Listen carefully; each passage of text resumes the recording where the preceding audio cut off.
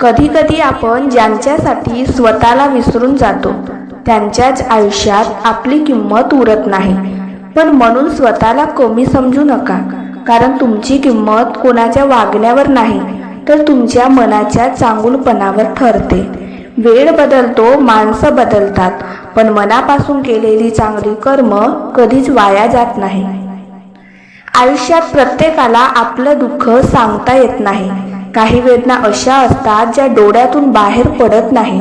माणूस फक्त हसत राहतो, कारण त्याला माहीत असतं की आपलं दुःख समजून घेणारा प्रत्येक वेळी जवळ असेलच असं नाही। म्हणून कोणाच्या हसण्यामागचं दुःख कधीही कमी समजू नका।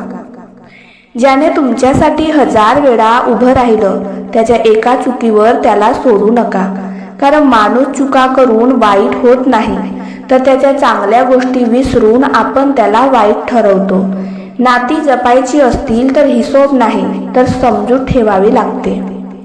काही माणसं आपल्या आयुष्यात येतात आणि आपल्याला खूप काही शिकवून जातात।